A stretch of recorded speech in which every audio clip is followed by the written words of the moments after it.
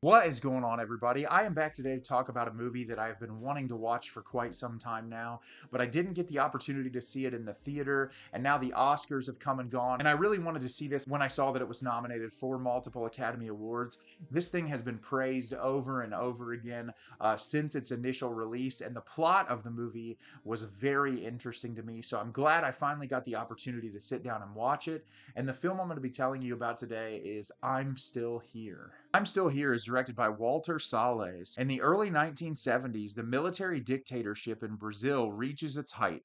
The Paiva family, Rubens, Eunice, and their 5 children, live in a beachside house in Rio open to all their friends. One day, Rubens is taken for questioning and does not return. So I was super excited to watch this movie. Like I said, I had heard a ton about it previously, especially since its initial release, and then the discussions surrounding it post the Oscars.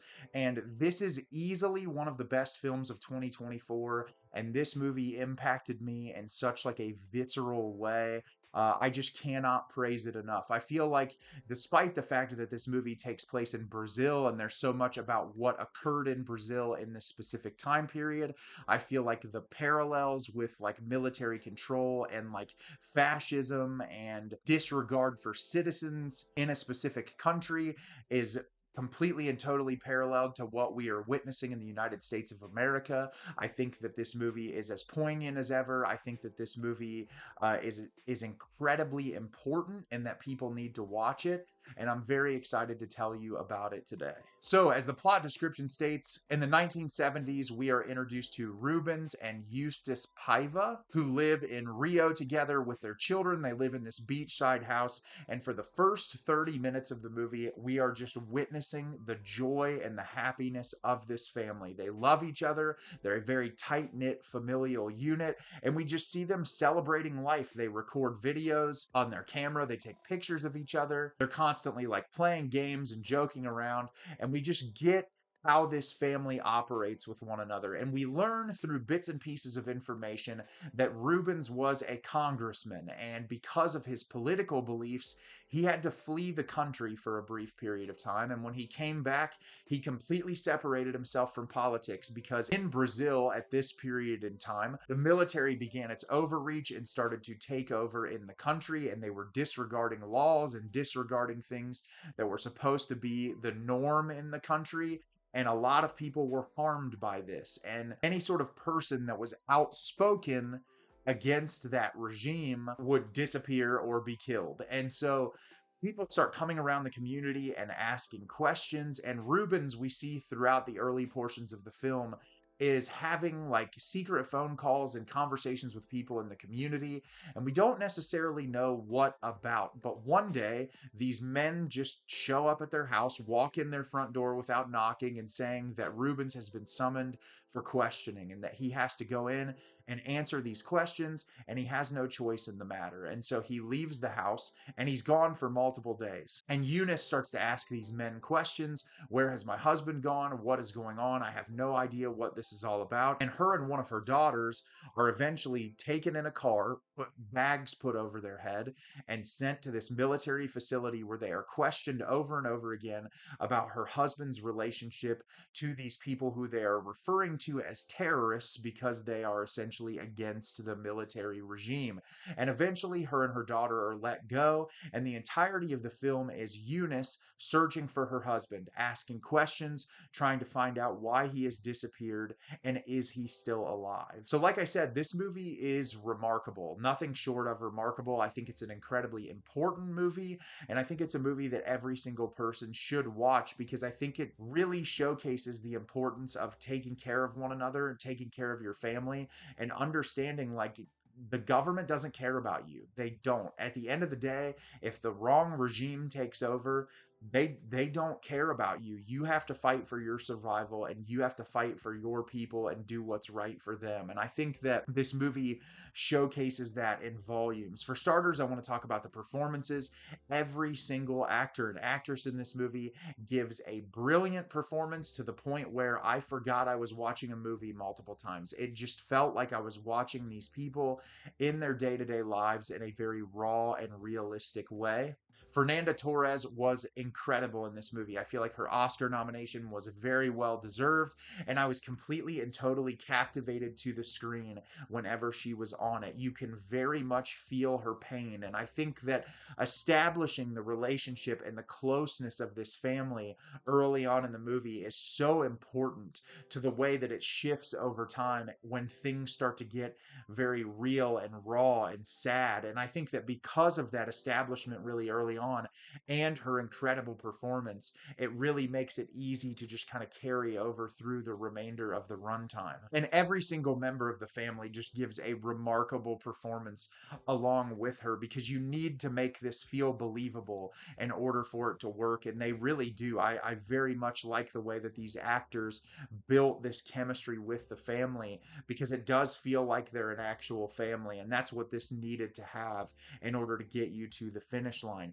This movie is beautifully shot. I feel like it's done in a way that in moments almost feels like documentary-esque, where they cut to like the handheld camera footage and like snapshots of photographs to just really kind of immerse you in this world and let you know, like, this, despite this being a movie, this actually happened. These are real events that we're talking about, which makes every essence of the film feel that much more visceral. And the music utilized in this film as well accompanies it brilliantly, so that the subject matter will sit with you as a viewer long after the movie is over. And as I said at the beginning of the review, you know, living in the United States of America right now is horrifying, because we're watching a man who has taken his position of power, who thinks that he is above the law. He thinks that the way that this country was established, the way that everything was created, the branches of government that make decisions, he feels that he is above all of that and that he can just do whatever he wants.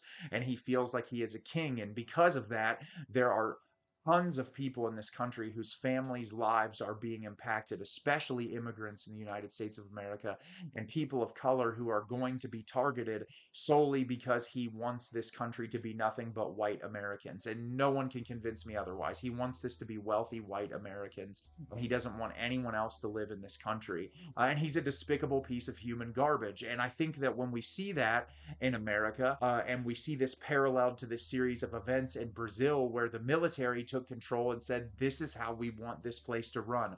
We don't care what the people have to say. We don't care about other people in power. We are going to do exactly what we want to do, and people who stand up in opposition against us will be handled. And I think, like, seeing that play out on screen, I just could not stop crying throughout the runtime of this movie. When you see this beautiful family who has this incredible dynamic, they just want to live together. They just want to celebrate their lives. And even the husband, who was in politics, and he felt that his life was threatened, and so he had to abandon politics and fear that it could bleed into his family life, is drawn back into it solely because he was opposing the military regime. It's a terrifying reality, and we see that in the US right now with people who are being deported because they held marches for Palestine. We're seeing people exercise their free speech right and then get deported solely for speaking their mind. And I think that there's something so incredibly horrific about that. And when you look at the history of our world, this is not the first time this has happened, and it won't be the last time that it's happened. And we see it in movies like this. We've seen it in movies about the Holocaust. We've seen it in movies about parts of the world over and over and over again. And I think creating films that are politically driven, that showcase how all of the idiocy surrounding the political landscape in an area affects real human beings. And 9 times out of 10, real people just want to live their lives. They just want to experience life and experience joy with the people around them and celebrate happiness and just exist. And because of people's desperation for power, so many innocent lives are impacted by that. And I think that this movie speaks volumes to that situation.